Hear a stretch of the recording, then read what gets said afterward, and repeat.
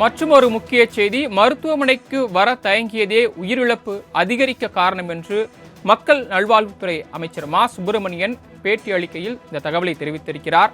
ஜிப்மர் மருத்துவமனையில் பாதிக்கப்பட்டோரை சந்தித்து ஆறுதல் தெரிவித்த பின்னை செய்தியாளர்களை சந்திக்கக்கூடிய அமைச்சர் மா சுப்பிரமணியன் விஷச்சாராயம் குடித்து உடனடியாக மருத்துவமனைக்கு வராமல் அவர்கள் தயங்கியதே உயிரிழப்பு அதிகரிப்பதற்கான காரணம் என்று அமைச்சர் மா சுப்பிரமணியன் விளக்கம் அளித்திருக்கிறார். கூடுதல் விவரங்களை வழங்குவதற்காக செய்தியாளர் தன்ராஜ் இணைப்பில் காத்திருக்கிறார். தன்ராஜ், ஒரு பக்கம் விஷச்சாராயம் அருந்தி உயிரிழந்தவர்களின் எண்ணிக்கை அதிகரித்து வருகிறது. தற்போது அமைச்சர் மா சுப்பிரமணியன் பாதிக்கப்பட்டவர்களை பார்த்து அதன் பின்னர் செய்தியாளர்களை சந்திக்கும் போது ஒரு விளக்கத்தினை அளித்திருக்கிறார். அவர் அளித்த அந்த பேட்டியில் சொன்ன விஷயங்கள் என்ன, விரிவா சொல்லுங்க.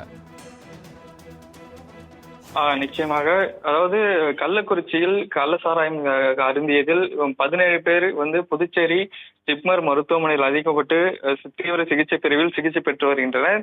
இந்த நிலையில் தமிழக நல்வாழ்வுத்துறை அமைச்சர் மா சுப்பிரமணியம் அவர்களை இன்று மாலை நேரில் சந்தித்து ஆதரவு தெரிவித்தார். தொடர்ந்து அவர்களுக்கு அளிக்கப்பட்ட சிகிச்சைகள் குறித்தும் அங்கு இருக்கக்கூடிய ஜிப்மர் மருத்துவர்களிடம் கேட்டறிந்தார்.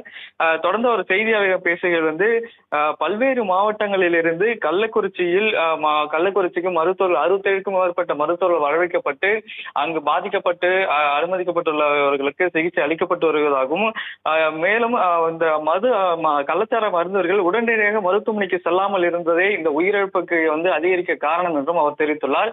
மேலும் புதுச்சேரியிலிருந்து இந்த கள்ளச்சாராயத்துக்கான அந்த மெத்தனால் எனப்படும் அந்த வேதிப்பொருளானது கொண்டு செல்லப்பட்டதாக ஒரு தகவல் வெளிவந்த நிலையில் இது குறித்து விசாரணை நடைபெற்று வருவதாகவும், அது உறுதியான தகவல் இல்லை என்றும் இது குறித்து விசாரணை நடத்தி வருவதாகவும் அவர் தெரிவித்துள்ளார். தங்களது தகவல்களுக்கு நன்றி சுதன்.